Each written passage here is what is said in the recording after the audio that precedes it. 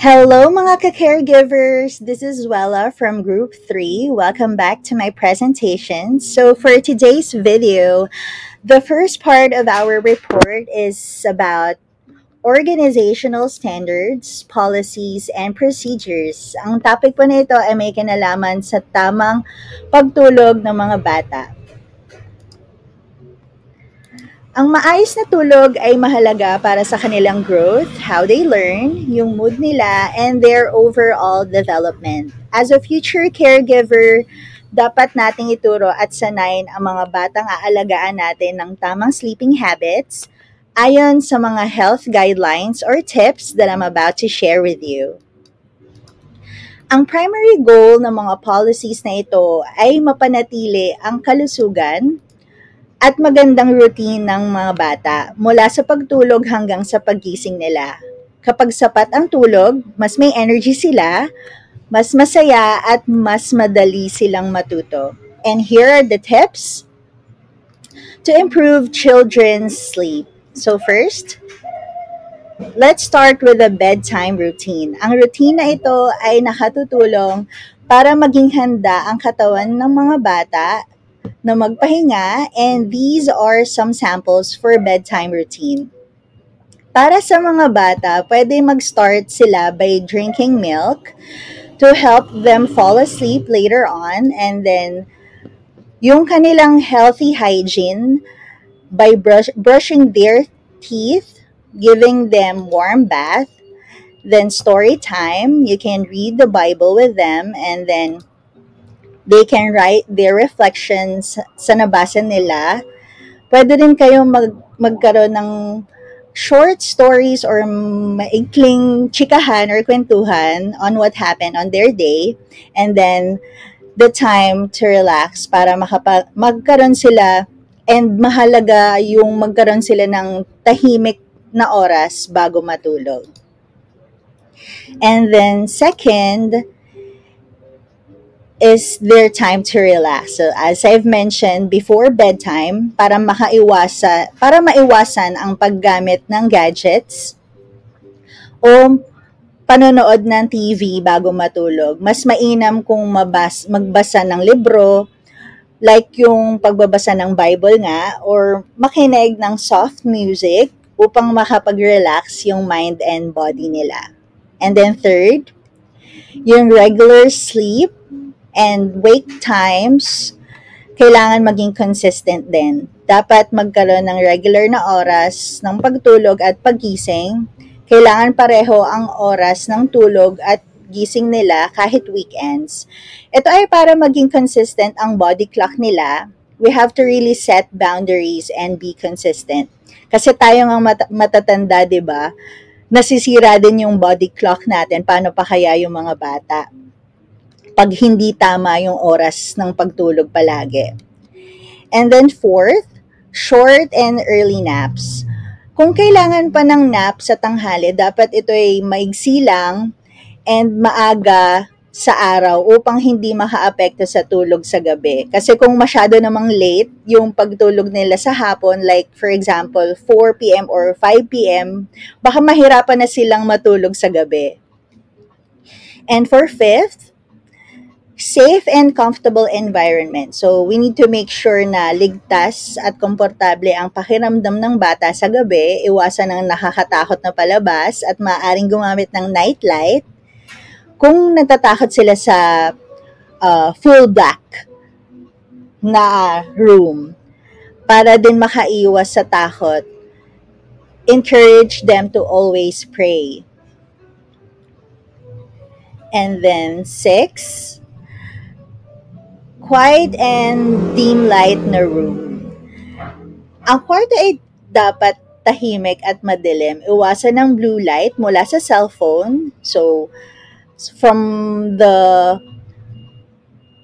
second step pa lang, dapat iwasan na sana natin, or first step pa lang, iwasan na natin ang paghawak ng gadgets. At yung TV na din, dahil nakakaantala ito sa pagtulog nila, or Patayin ang mga gadgets 1 oras bago matulog. Pwede naman po yun. And then seventh, avoid checking the clock.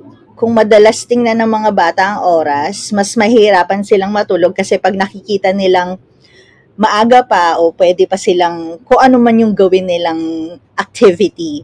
So, mas mabuti kung ilayo sila sa orasan o ilayo ang orasan sa kama nila or sa room.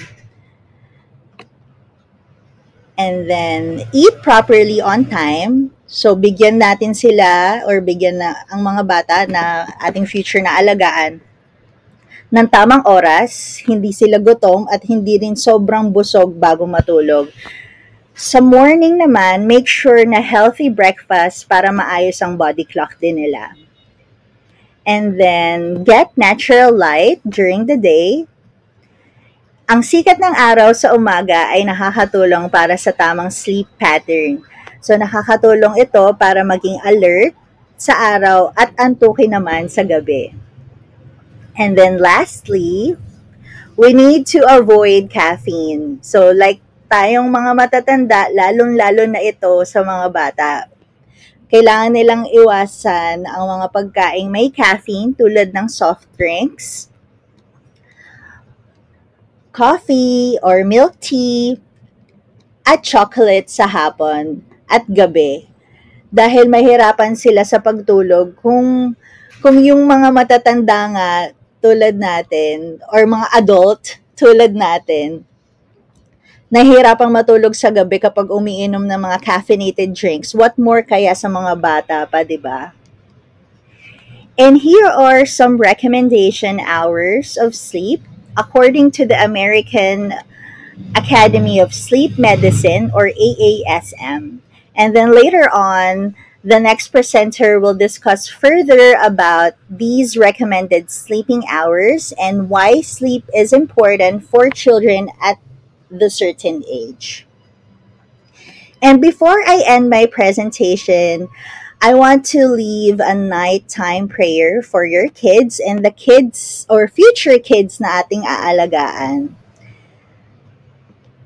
And the Bible verse from Proverbs 3 verse 24, when you lie down, you will not be afraid, and when you lie down, your sleep will be sweet. And that wraps up my presentation. I hope you learned how important sleep and bedtime routines are for growing healthy and happy. Remember, a good night's sleep means a great day ahead. Thank you again for watching!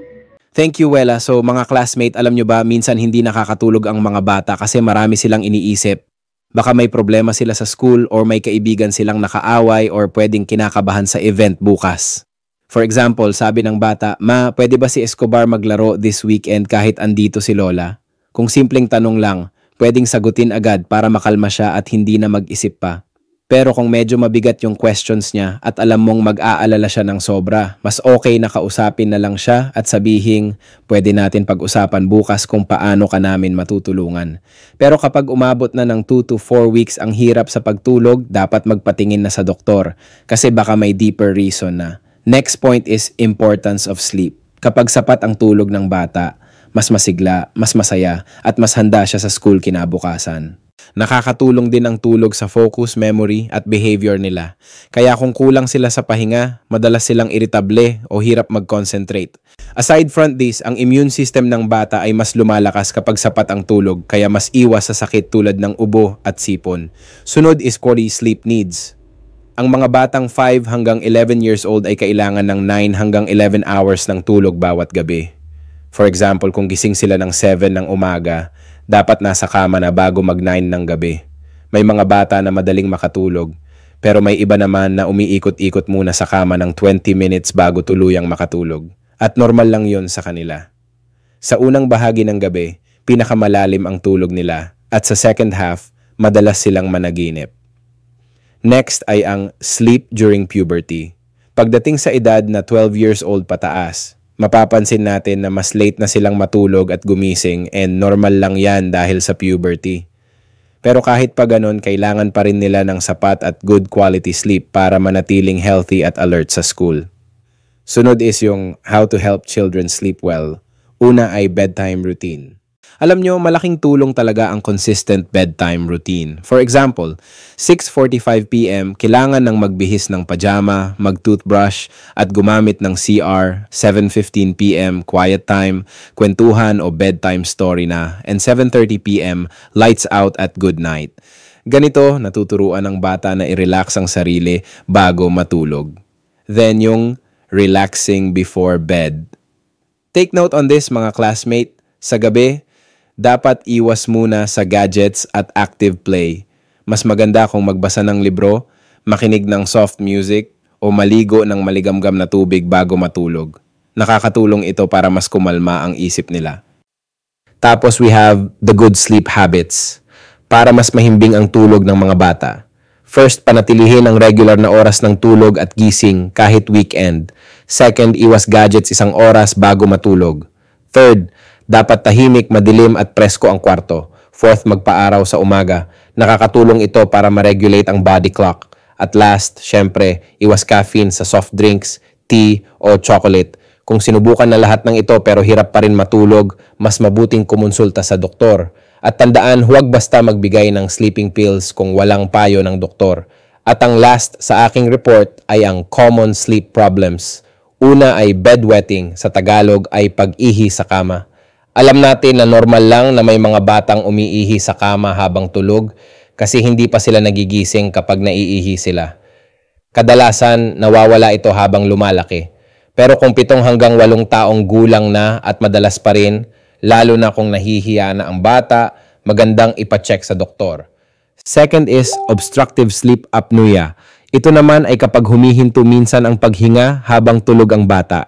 Mapapansin mo na humihilik siya o parang hirap huminga tapos antukin sa umaga. Kapag ganito, kailangan na talaga ng medical check-up. Then yung mga nightmares. Ang night terrors ay kapag biglang sumisigaw o umiiyak ang bata habang tulog pero hindi niya ito maalala sa umaga. Karaniwang nangyayari ito sa unang bahagi ng gabi. Ang nightmares naman ay masamang panaginip na nagigising ang bata, madalas sa second half of the night. Tapos meron ding sleep talking and sleepwalking. Marami ring bata ang nagsasalita o naglalakad habang tulog. Ito ay normal, lalo na kung excited or stressed sila. Wala dapat ikabahala kasi karaniwang nawawala ito pag teenager na. Tsaka teeth grinding and thumb sucking. Ang teeth grinding o pagngigipin habang tulog ay normal lang at kadalasang harmless. Ang thumb sucking naman ay okay lang sa maliliit na bata. Pero kung lagpas 5 taong gulang, pwedeng makaapekto sa ngipin, kaya mas magandang ipatingin sa dentist. So, sa madaling sabi, ang 5 hanggang 11 taong gulang na mga bata ay dapat may 9 hanggang 11 oras na tulog bawat gabi. Kung gusto nating matulog sila ng maayos, kailangan ng consistent routine, tahimik na kwarto, less gadget time, at emotional support. Normal lang ang ilang sleep problems pero kung matagal na o sobrang nakaapekto sa bata, kumonsulta sa doktor para makahanap ng tamang solusyon.